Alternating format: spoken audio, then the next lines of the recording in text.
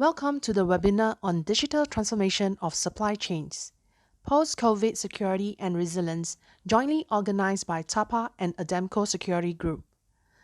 Let me introduce the speakers we have with us today.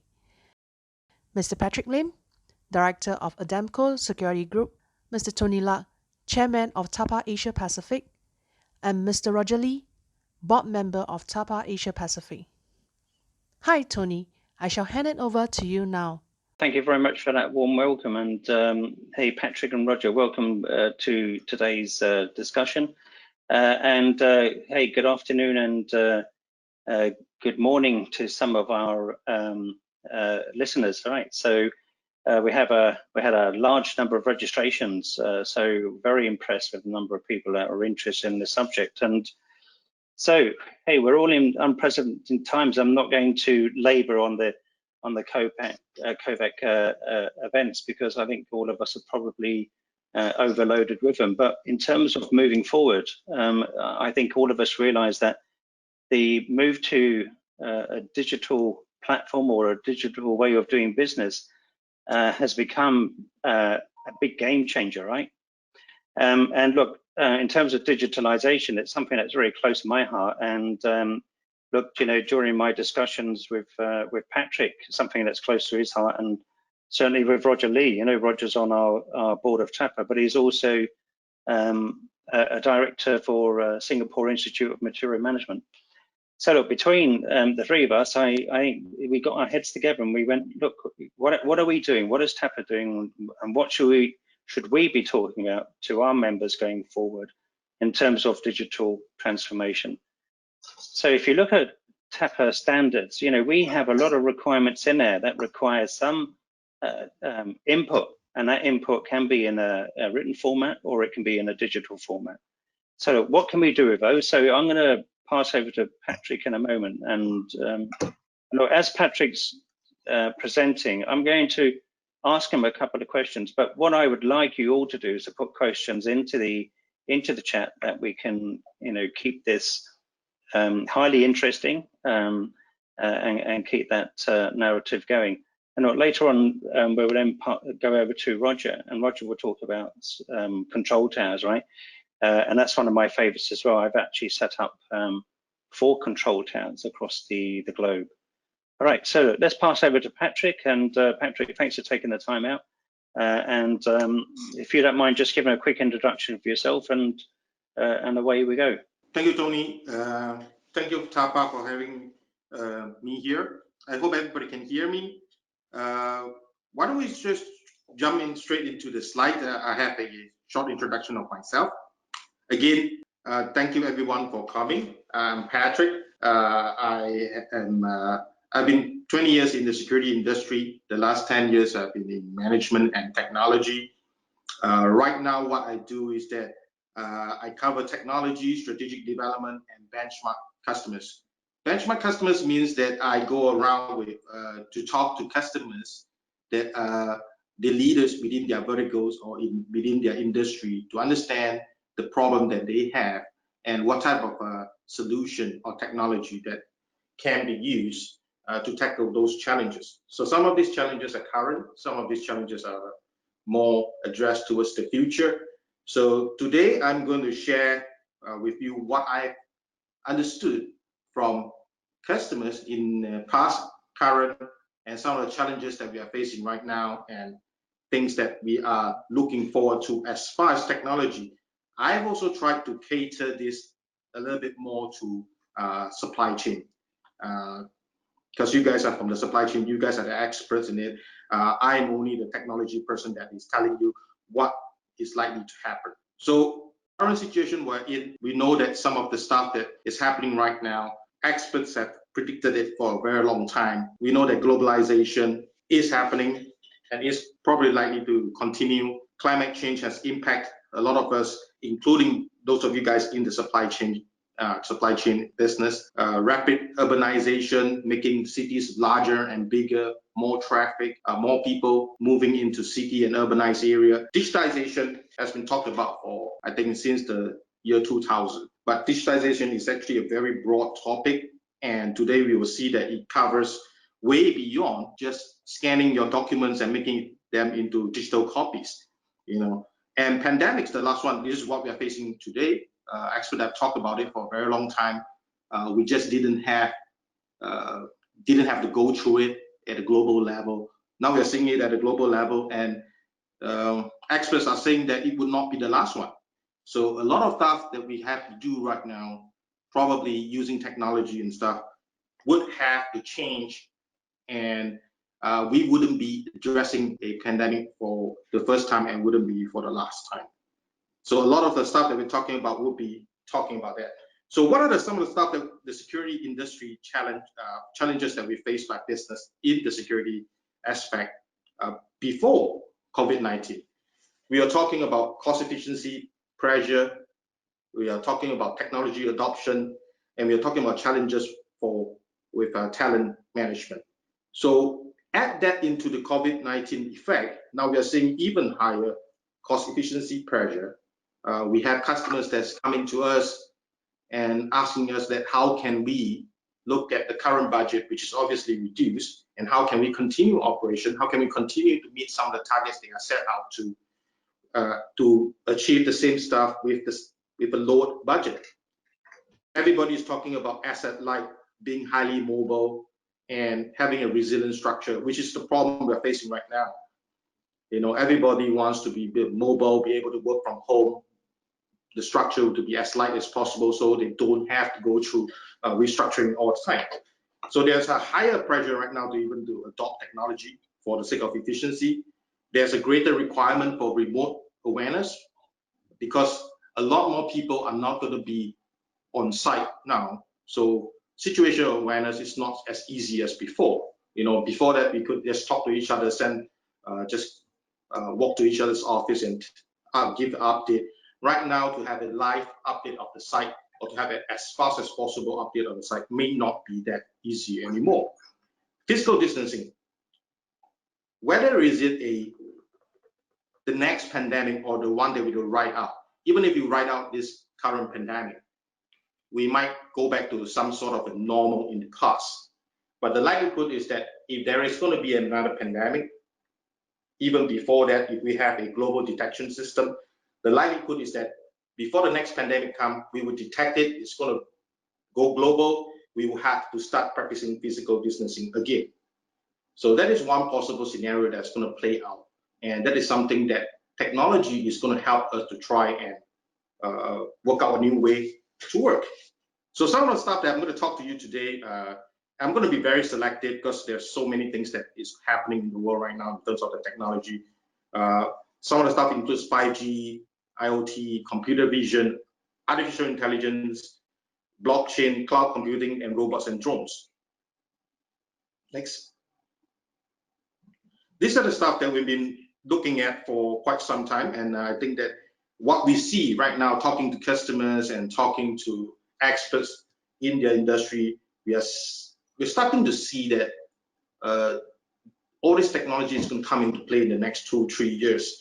We were expecting them sort of like in the 5-year time frame, but with COVID-19 coming in, we are suddenly seeing that a lot of people trying to digitize as fast as possible. And one of the fundamental things that is going to happen, is really being rolled out in many parts of the world, is 5G and IoT.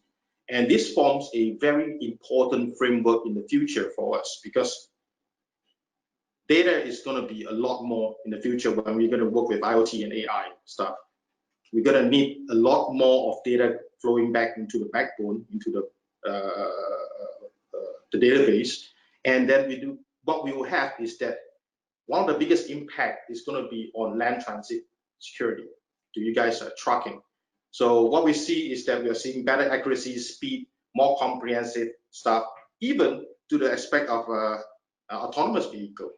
I think that a lot of you guys have seen before autonomous vehicle and have heard about it, and I think that there is a lot of testing ongoing right now, and I can only see that it will happen well within the next 5 years time frame, and some sort of semi-autonomous trucking ability that will be on the road. Hey Patrick, sorry, we have a question from the floor. What is IoT in full? Oh, sorry. And can you explain IoT, about it? You see, I suffer from tunnel vision. I assume everybody understands what I say. Thank you for asking. IoT is Internet of Things. Basically, in the past, when we were to implement anything, for example, if you go have track a truck, we want to have video, we want to have voice, and we want to have tracking, all sorts of tracking telemetry involved. We would have to have some sort of a mini computer in there. So it's quite an elaborate setup, and it is quite expensive. So IoT basically does that. All of this component would now connect into the internet or into the network, into the cloud, independently. So you have mini computers all over the place, and they would be transmitting data into the cloud for us to collect and harvest from there. So IoT meaning Internet of Things, basically anything that can connect to the internet directly is called Internet of Things. So you have IP cameras, log set, GPS system, intercoms, vehicle telemetry, every single thing that connect directly into the internet is Internet of Things, including your fridge and your TV. Right, So thanks a lot, Patrick. Sorry, Samantha. Patrick, just a quick question. So on the back end, on the actual fleet management systems, do you see that they're going to be integrated nowadays? Because previously there's sort of been two separate platforms, one for fleet management and then one for the security aspects. Yes, this is exactly going to address that issue, because in the past, the fleet management system normally has to deal with just the location of the fleet and also possibly the condition of the vehicle and how effective is the route. That is one aspect of it. So the security aspect is often just left onto the truck itself. So whatever video recorded, whatever voice recorded is normally not streamed back to a command center. So that is the norm right now. So with 5G and with IoT, you would have a more comprehensive situation whereby you will have visual, you have audio, and you will have location, you have status of the vehicle. You might even have status of the goods, depending on the IoT technology development and how the price goes down and things like that. And so you would have a way more comprehensive and more information about where your truck is going from one point to the other point, even from sea to land to air, and then finally to the facility itself. And also multi-factor unlocking. So right now, a lot of time it is actually a pre-write unlocking. What would happen is that you can have multi-party. The shipping party and the receiving party plus the security party would have to authenticate to unlock a particular truck. Okay, I'm going to focus a little bit more on facility security, because that is where most of our discussion is really on. And for the future, we already know that a lot of facility, whether is it in the supply chain or outside, we are talking about unified security platform. We know all about the good things of unified platform, and we have basically a unified platform. We have many different things, like what Tony said just now. Instead of several different subsystems trying to work by themselves, we now have one single unified platform. What you see on the screen is one single control system, and then you would control video, graphical maps, intercom, alarm system, asset, license plate recognition, access control to your facility. Everything is on one platform. Why do you do that? You do that because coordination between different facilities and different points is even different points within a facility is a big headache. So you need a coordinated information. You need speed. You need it to be faster. You need to have live situation awareness. You want to know what's happening exactly right now at the loading bay. You want to know what's exactly happening right now. Just how has the vehicle leave the compound? Who did it? Why? And then who authorized it? And then you want a certain amount of automation. The gate has to open by itself. I don't want a guard to go there and open the gate, because that defeats the purpose. You need to have scalability, so that when I have 10 facilities or when I have 20 facilities, I'm not burdened by the fact that I'm investing in one and buy 10, 20 different ones and try to do some sort of a workaround again.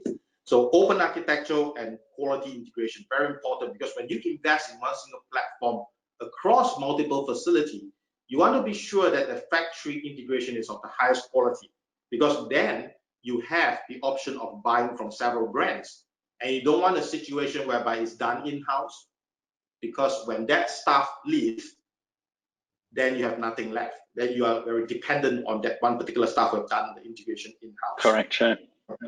So Patrick, just on that note, the traditional PSIM systems, so physical security information management systems. So is this a step forward, or is this a parallel system? Where does the PSIM sit within this now? It is a parallel system. Some people are on the school. There's two schools of thought.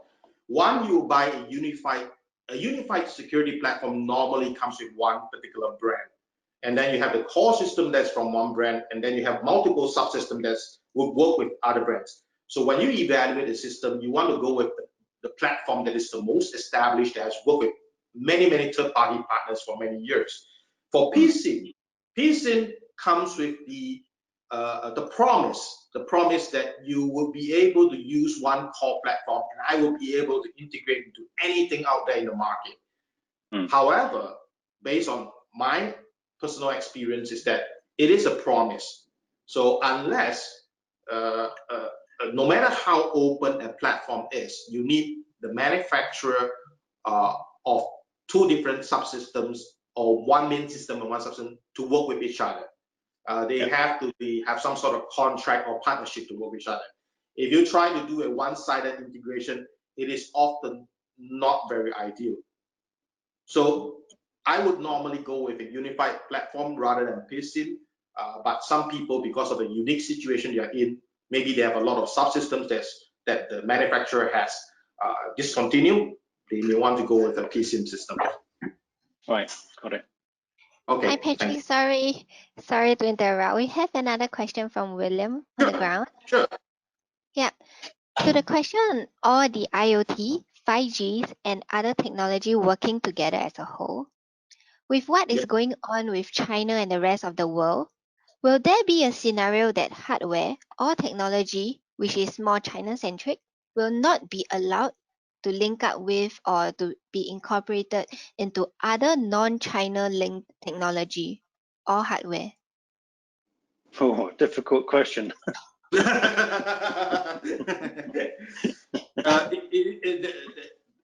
We are living in an era whereby politics have gone into businesses and technology. So that question has to do with more of politics than anything else. But from a technology point of view, there are many cases whereby equipment that has been made, or brands that have come from China, and you can't avoid them, because a lot of things are being made in China right now, and they have a lot of companies that's making a lot of good products out there. And there are cases whereby they are no longer part of they are being kicked out of certain standards, or they are rejected by certain government, and really these are all independent cases. End of the day, the technology itself still would be able to work with each other. So beyond the politics, some of this technology will still be able to work with each other. There is no change in that. However, if you're talking about compliance, and I think this is the part that people tend to get it wrong. Compliance can be probably politically driven, because they need it to be of a certain standards, and that certain standards require you to have a certain certification. That is the different thing. If you have compliance that you need to meet, you would have to be careful about that.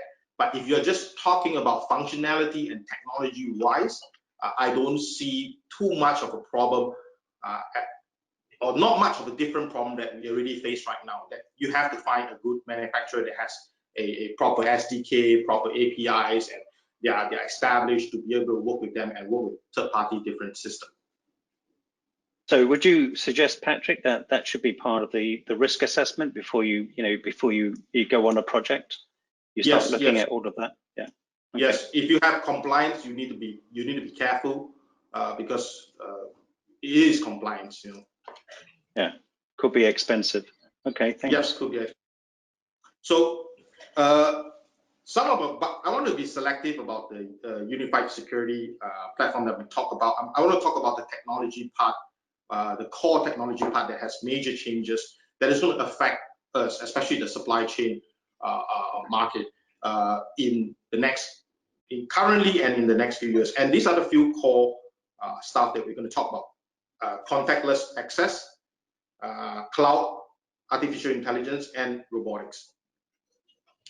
Next, I'll go to contactless access first. I think right now we are in a situation that we are starting to see the need for a contactless access, and we know access control is used for what is normally most of the time is used to open doors, open gates, and stuff like that. A lot of the automation goes behind it, but normally you don't really care about the front end. What reader do you use? What kind of access system do you use? In the past, or in the last few years, biometric has been, fingerprint has been the de facto system, but right now we are seeing sort of more things being integrated at the front end. Recently, because of the COVID-19, we are talking about contact tracing, we're talking about temperature screening, and even recruitment screening from one of the technology I'm going to talk about. Next slide, please. I'm going to talk about two particular technology that is going to be is already a big thing right now in the market, especially at this moment in time. One is facial recognition. I think we can't run away from it. Every day we either hear news about it or we see it in action. The other one is mobile access. So some of the good things, and I want to study some of the good, share with you some of the good things and bad things that I've personally come across.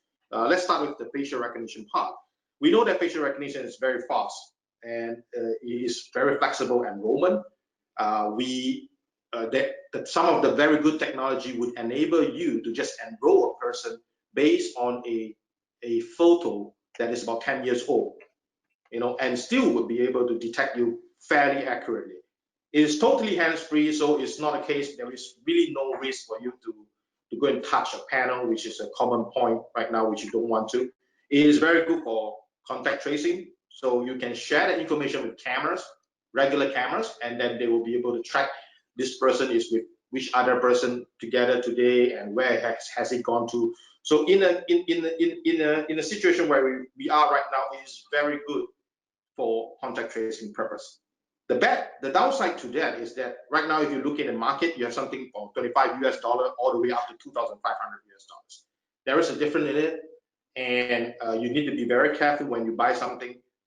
There's out there, no algorithm is made the same. Do some background check whether they have been deployed in commercial environment, whether they have been tested before, who is using them. This is what I do with benchmark customers. I ask them what do they use and what kind of algorithm and what is their concern. So do watch out for the excessively cheap ones out there. I'm not saying the expensive ones are good, but there are some that's really, really cheap that you can watch out for that. Mobile access is the other one. Mobile access basically is using the Bluetooth, low energy Bluetooth signal on our phone to send across a digital credential to open doors. It is also hands-free. It is extremely cost effective. Basically what you're doing right now is that instead of using a card, a physical token card, you will have a digital card that is in your phone right now, encrypted and stored inside your phone. And all you need to do is to go near a particular reader, and you can actuate it through an app or just place it near the reader to open the door. So it's very easy. You can send a QR code to a visitor or even use it to open up locker system. So there is less privacy issue with that, because when compared to the facial recognition system, because when we talk about facial recognition, people think about photos and stuff like that. They don't want to give that away. So there's a much less privacy issue when we're talking about using your mobile, giving you a digital credential through your mobile phone. The downside to that is that not all of them have good cybersecurity standards. So you need to really check. There are online websites that test a lot of these mobile access products. You can go over there to take a look. Avoid residential grade stuff, because that's most of the stuff is being cracked at the residential stuff. Next thing we're talking about is AI. Sorry, Patrick. Yeah. Yeah, back to the point on facial recognition. Right now, with all the governments implementing the mask-on policy, how effective do you think the facial recognition technology will be in this point of time? There are systems out there because we are okay. It's short, but it's actually a bit long. We are 3 months into 4 months in 5 months into the pandemic. There isn't enough information to show how accurate some of this algorithm is with the mask on.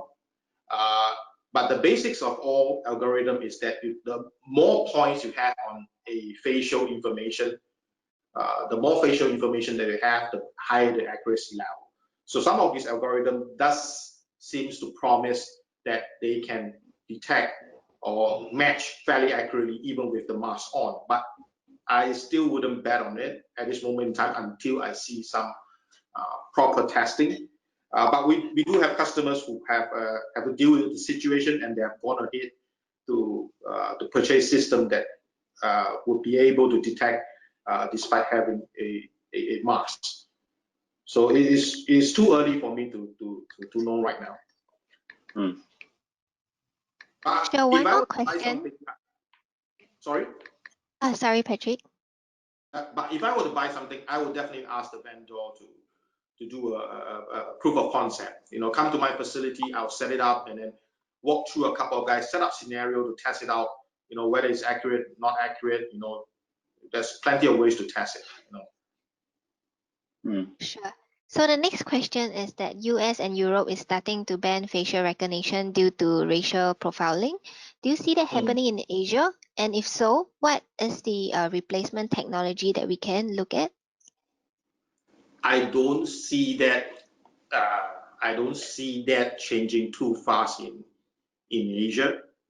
The other replacement technology for facial recognition is iris recognition. Iris recognition's price is getting lower and lower. However, the detection rate for the distance needed to implement a iris recognition system versus a face is still quite different. A facial recognition system would probably can do it within like 2 meters, within 2 meters, but iris recognition system would require 30 cm for it to be effective. So in terms of the number, how fast it is, the traffic, the volume that it can handle, facial recognition at this junction in time in Asia is still unparalleled. So it would take some time, and obviously the laws and the sentiments in Asia is very different from Europe and the US right now. And so I don't think that in the short run, Asia would be too fast to get away from that. But there are alternatives. If it's a case whereby anybody has a concern, there are alternatives. There are iris recognition system out there that's non-contact based. You still can use it. I suppose they can always go back to fingerprints, right? If they, yes, if that was. You can always go back to fingerprint, but after all this, I'm not sure. The hygiene level for everybody seems to have risen quite a lot. So you don't want to take any common points. So yeah, I think we've already crossed that line with facial recognition. I can't see us going back from it personally. Yeah, but, I agree with Tony. I agree with Tony. Yeah. So the next thing is artificial intelligence. Basically, it is something that would enhance our situational awareness. Let's go to the next slide. I'll explain further. Okay, artificial intelligence is a very popular buzzword right now. It's been for a couple of years, but a lot of time when I ask people what is artificial intelligence, people often do not give me a very or they give me many different answers. I think that is about right. And artificial intelligence is different for everybody. You know, as you can see, if you are talking about nursing home, it is about providing comfort for the patients and stuff like that. For the supply chain market, then it would be a totally different thing. So for security, it will be again a totally different thing. So basically, AI has two large related components. One, it deals with a lot of data. The more data that you have, the smarter your artificial intelligence is going to be. The other part is machine learning. Machine learning is basically an algorithm for the machine to learn like a human being. So how does it work? You have a whole bunch of data that you can feed to your computer, and the computer will start churning through all the records and all the different scenarios and things like that, and you'll start learning. You will tell the system, you will tell the computer what is right, what is wrong. With enough coaching and learning over a long period of time, the system develops its own intelligence. That intelligence is different from human. That intelligence is more like a pattern recognition or more like an experience-based type of technology. So basically what it does is that it detects patterns, and in future, what it may do is that it may even give recommendations. A very simple example that we have is churning through the huge amount of data that you may have in a supply chain, and you discover the AI churns through all the data, and you discover company X is handling goods over when they are handling goods with a value of over 500,000 during April to September, losses happen on every last Wednesday of the month. The complexity of such a statement would require you to dig through many different data points, and would require a human probably months to get to that conclusion. But this is something that if you feed to a AI algorithm, it will tell you immediately.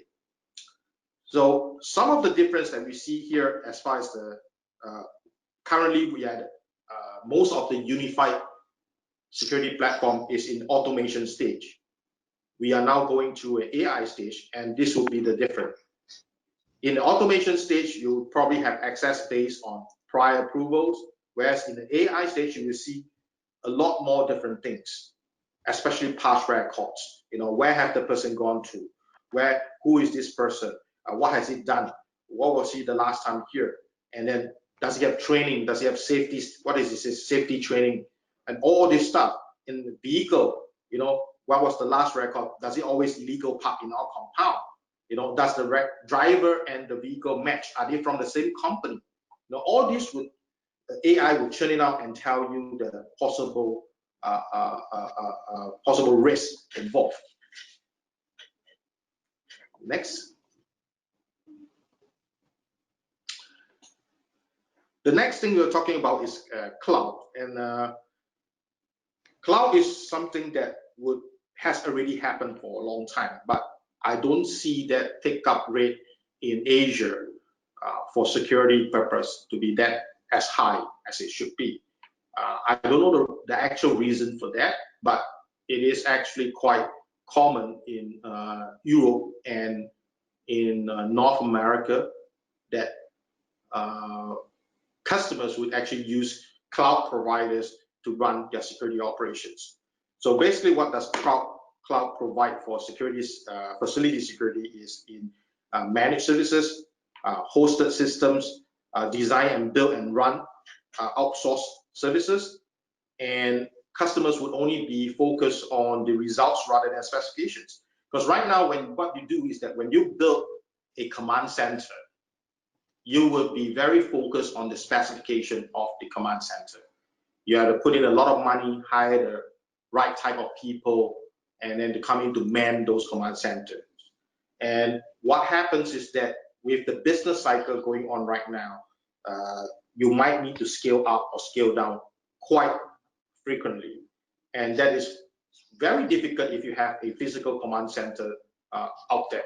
So what people do right now is that they would go through the use of cloud technology and try to get a virtual command center out there to outsource some of the stuff.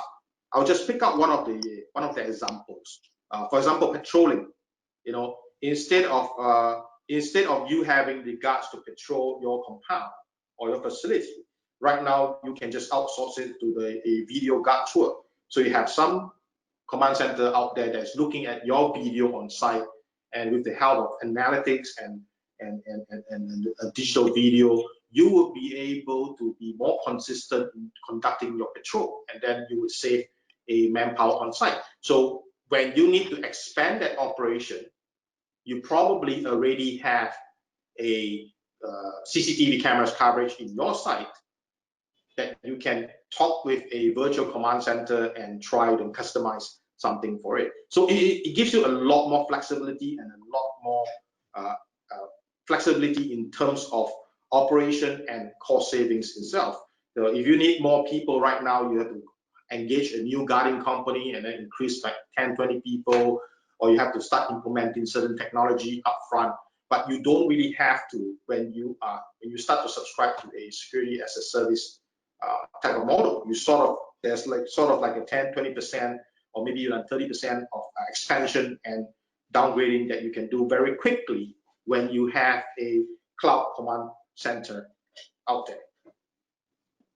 So the next thing, so we have seen already Salesforce, software as a service, Amazon, we are familiar with them as infrastructure as a service, Equinix, data centers as a service. But security right now, we are still not seeing that take up very high in Asia. I'm not sure what is the reason, but it is a growing trend around the world. And we have customers that are right now starting to use it, and all the technologies available. So I would suggest customers to start looking at this, because this is one way to go to be really nimble with your operation and not have that high capex concern all the time. Next one. The last section, and is something that very sexy, robotics. How robotics has already helped the supply chain or logistics industry is quite well known. Alibaba has a very advanced system in place right now that is they use for warehousing and the distribution of goods and stuff like that. But we are also talking about how robotics can help in the facility security operation itself. So some of the things that will be, next slide please.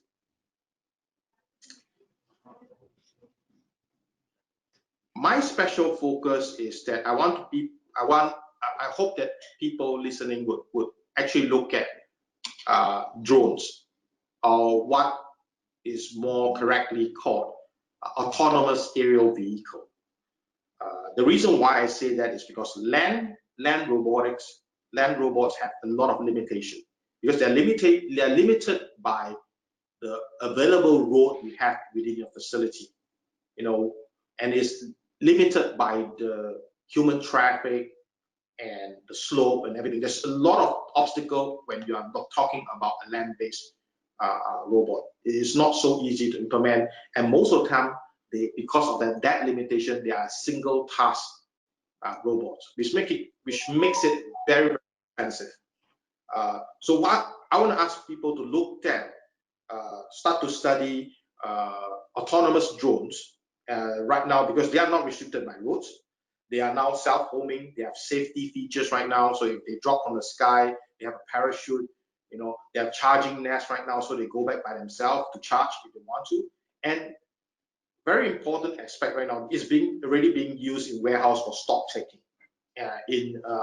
I've seen a case study in Europe whereby they seem to be quite successful at doing that for warehouse stock taking. And then we see recently in some of the countries that they have been using drone for security patrol, even out in the streets. And in Europe, we also see another case whereby they are used as a first responder, flying in AED and stuff like that. So what will happen is that a lot of this autonomous aerial vehicle will be pilotless, meaning that you do not, in order to implement one of this, you do not need, your facility does not need to engage a pilot. You'll be fully autonomous, and you'll be able to navigate indoors and on city streets. And very important, you will be able to do multitasking. So you will have a very strange scenario whereby your drone is going to do stock taking in the daytime, and then at night it becomes a security guard patrolling your facility. They can't run away from that. So that is the interesting development that I see as far as drone is concerned. So, okay, that is what I want to share today with everybody. I hope that you guys can benefit from what I've acquired from my customers across the industry and experts that I talk to in my course of duty. It's a very short session. So if you need to reach out to me or reach out, you can. There's some of the contact methods that you can, and I'll be glad to answer you questions. So Patrick, thank you very much for that, and don't go away, all right? Because what I want to do now is pass it over to Roger, talk about the supply chain control towers, and talk about some of those features that you mentioned where we can take those inputs into control towers. So over to you, Roger. Thanks, Patrick. Very good introduction. Excellent. All right. So I think I just want to go through very quickly the control tower process. We talk about people, process, and technology. All right. How do we leverage our process, our people, and technology to ensure that we incorporate what we call driven technology? In other words, ability to have a good control. And I like Patrick's way of talking about what we call facility. All right, the future of facility, whereby you have what we call a centralized system. All right, which is actually very, very critical for success. Right now, a lot of companies are actually working very closely on what I call silo. Each department have their own, their own system and so on. But to be able to get everyone together is indeed a challenge, even in most corporations right now. All right, next slide, please. Okay, the controller, if you look at the left-hand side, okay, it's actually like a tower. The level one is we're talking about visibility. Visibility is very important. We need to have events and milestones across the entire network. All right, under supply chain, this is very basic. All right, the key emphasis of supply chain. All right, only one word: visibility. How well you run your supply chain, right? It's only one word: visibility. If you have visibility, you can run your supply chain well. That's level one. All right, and that is minimum. All right, for example, DHL, the success of DHL, the top in the world, or TNT in the past, or FedEx Express, they focus a lot of visibility, ability to see what's happening to your inventory, ability to see what's happening in your supply chain.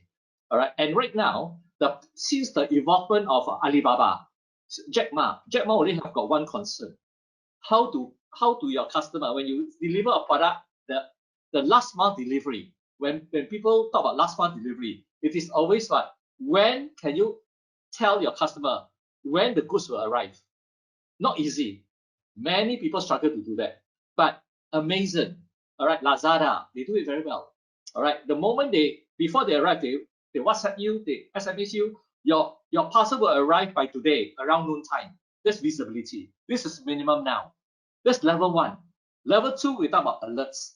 Right? Level one visibility is so hard to achieve. Now we talk about level two alerts. Level three talk about decision support, and level four talk about autonomous. Right? You have intelligent agents to run your supply without human intervention, and that's what Patrick talked about, AI. Yeah, while we try and get Roger back, Patrick, let me just go ask you a couple of questions there, because look, in terms of visibility, you gave some overviews of what can be done now with the track and trace of trucks, right? Down to the parcel level, etc. So in terms of the platform you were showing in the unified security management system, how do you see that actually mapping in against like a order management system for logistics or some other SAP MRP process? Some of the customers that we dealt with was that every supply chain, especially when you go end to end, it may not always be the same, because there are certain processes that at the tail end or the back end or the front end is a bit different. So a lot of times when we implement, try to track things, there is a lot of blind spots in it, and what we have to really improve and address it from a technology point is really the data acquisition and how to get that data back into the back end. Because right now there is a front end gap, and then there are just some data that we cannot get. There are gaps in between, and then when the data starts to get back, to the back end, then we have an issue of too many information. Yeah. How are you going to digest all that information, and what are going to make sense out of it? And how is it useful for the operational people at different stages? So we have several problems that we have to tackle. And even if we integrate with the SAP and stuff like that, that is a whole different monster altogether. So a lot of engagement with the different party involved is very important to see what is the value that is really important for you as the party involved. What is most important for you and what's most important for your customers, and then what are data points that we need to really collect, because there's so many things that we will need to collect. Yeah. Okay, Roger, we've got you back. So carry on, please. Sorry about that. Yeah, I pay my bill. I did pay my bill. So I was going to talk to you about that afterwards. You know, it's going to save you some money. It's awful. I'm so embarrassed. So sorry about that. It's really embarrassed. So, earlier I talked about the control tower. It is a visibility decision-making system in real time, right? And with what Patrick is saying, you know, the AI and so on, with a strong control tower, we can do a lot of things. Now, okay, can I have the next slide? The next slide, yeah. All right, traditional supply chain, supplier, production, distribution, customer. We got one straight line. Integrated supply chain ecosystem, control tower in the center, right? In the center, you got customer, distribution, production, supplier. Everything all go down it, right? This is the ecosystem. The most powerful company that developed an ecosystem, guess which company? Apple Computer. Apple is the first company, all right, that is able to develop ecosystem, and the ecosystem building bigger and bigger. The next Asian company that can build an ecosystem, I have analyzed, all right, and I share a lot with my students and so on, is actually a local company from Malaysia called Grab. Grab is fantastic. They have built an ecosystem. So in other words, the challenge for all security managers here. But before that, can I have a poll to see how many participants here are TAPA members? I need to know how many are TAPA members. All right. Can we have a quick poll? How many are TAPA members? All right. Can y'all raise up? How many are TAPA members here? I need to know. All right. All right. Do a quick one. How many are TAPA members? All right. Okay, 41%. Okay, great. Fantastic. Okay. All right. Oh, fantastic. We got Roger, that's a 59% opportunity, yeah? Yeah. Wait. The most important opportunity is Ademco. Patrick had to become a member soon. Yeah. Okay. All right. So every TAPA member, half of the participants here have, you know, the challenge for TAPA member is actually on the supply chain control tower, ability to integrate now. The building an ecosystem. Why I say Grab in Singapore and Malaysia, in ASEAN, because Grab has evolved from a transport company like taxi to go into finance, to go into very, very big way, you know. And I guess Patrick company Ademco is doing the same, right? They have gone to all verticals right now. You know, the growth rate of Ademco is unbelievable. All right, so I've seen it as a case study. All right, and for us, for all the 50% of the members here, look at this. What is this? FSR 2020, right? Inside the latest this year, FSR 2020, all of you bear this in mind. TAPA members, right? Inside have got multi-site. The multi-site, if you got 200 sites or 50 sites, you need to have an equivalent control tower, all right? Which I will share very quickly later. So we have to understand the technology which Patrick talks about. If you don't understand control tower technology, you don't understand what Patrick is talking about, then you'll be in trouble. You will not get your FSR 2020. All right, let me repeat. It's the future, isn't it? I mean, that's the way. If I can just, because if I can just quickly say to you, look, you know, especially for everyone that's not a TAPA member, what Roger is saying is that there's an opportunity, right, to bring all of your management systems together. And then if you look at the data points that Patrick has spoken about, where you can take all of his information, you can take it up to a control tower, as Roger is saying, that gives you a very, very powerful opportunity to do what I would call proper centralization. Would you agree with that, Roger and Patrick?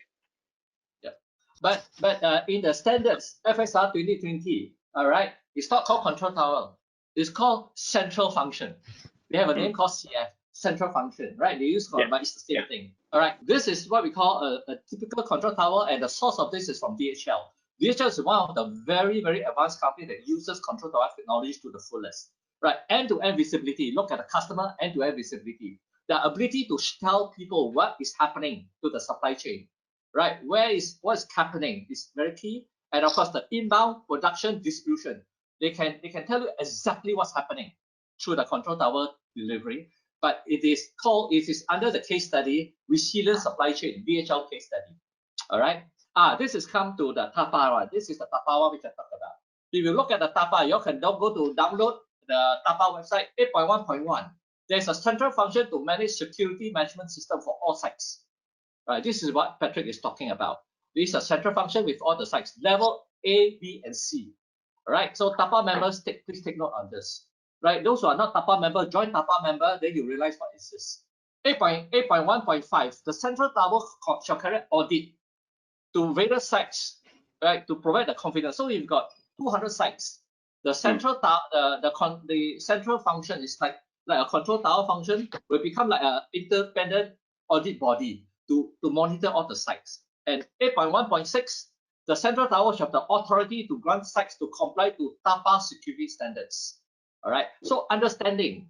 All right. As what I took notes just now, I print out a copy of what Patrick is talking about. All right. I print out a copy. It says that the control tower system, you can see for all your trucks. Patrick says that you can have a panic button. The panic button, you press your truck, control tower will know exactly which particular truck. All right. And in future with 5G, all the video recording inside the truck will be seen by control tower. No need to save into a hard disk anymore. All right. And at the same time, video surveillance, control button. All right. License plate recognition. All right. Particularly about license plate recognition. So we can keep profile of license plate recognition. Very important because the auditor will go in and check the site. And can you show me for the past 2 years license plate recognition? If you don't have a system, right, you can't do it. You cannot pass the requirement, right? So, however, what Patrick is saying is you do not need to have your own. You can do what I call SAS, security as a service. All right, you can have people like Patrick, company and so on. There are many around that you can develop and work together as a strategic alliance. Because, like what Patrick has said, if you develop your own system, it's very expensive to maintain your system.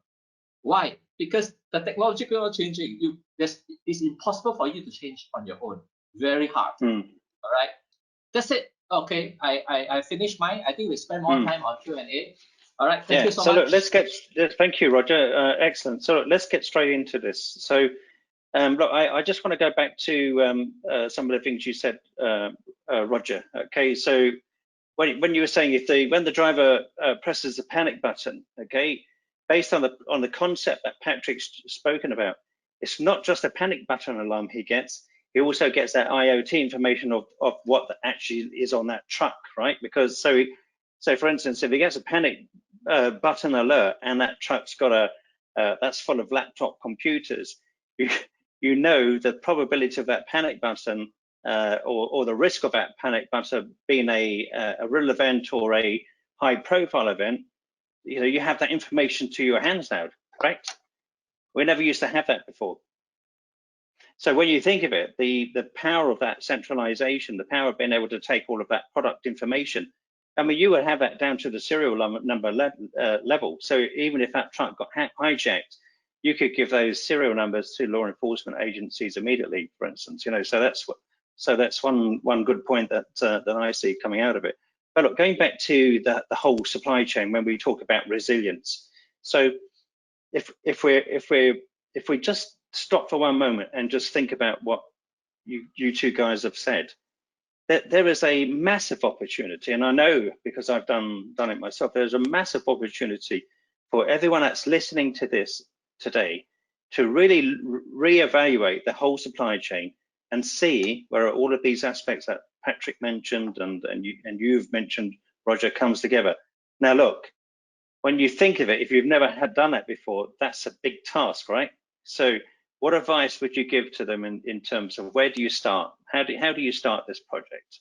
And then who do you get involved in? Who are the stakeholders? Let's go to Patrick first.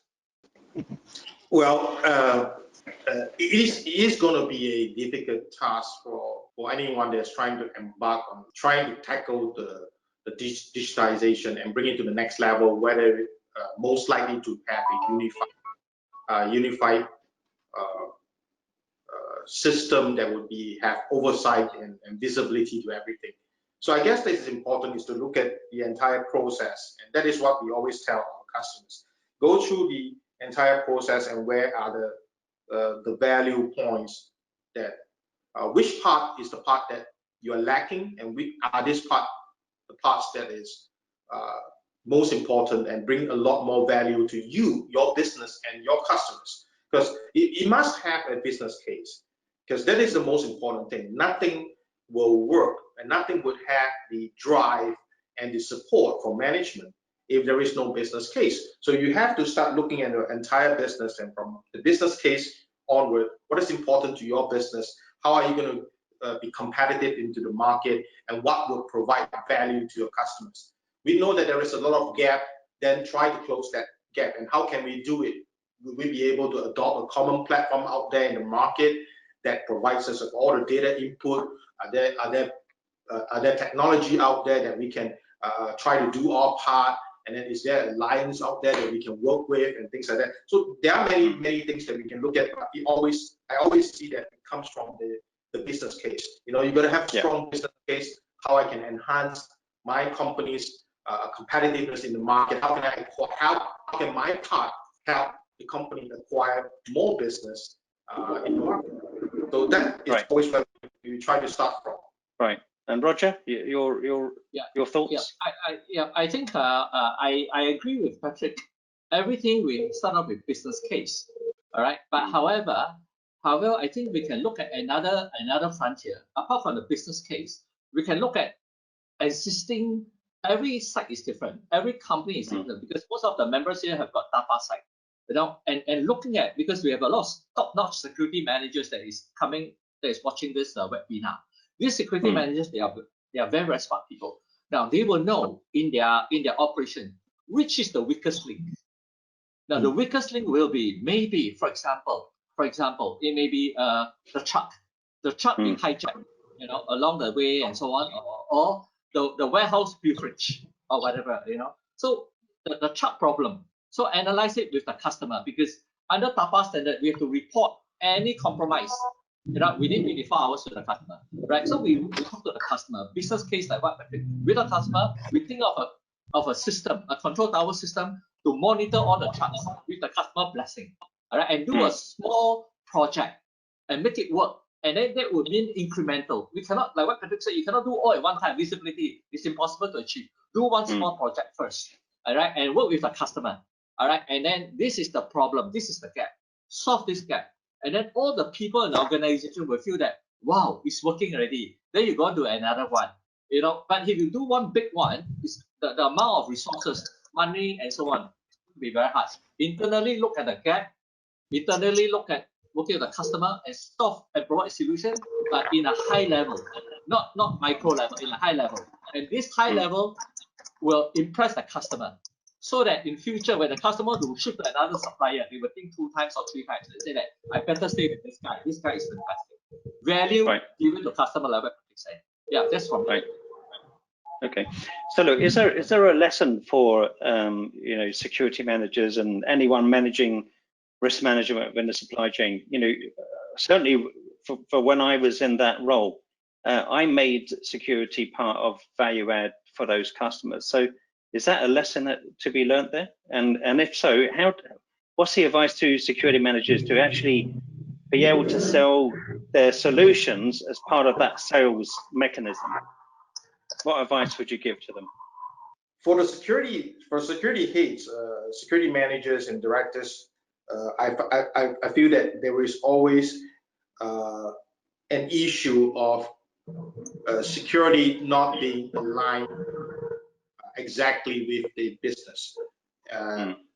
If security is positioned as an integral part of the business, I need security to be part of the business and security brings me business.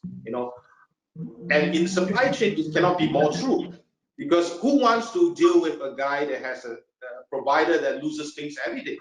That doesn't make sense to me, no matter how cheap you are.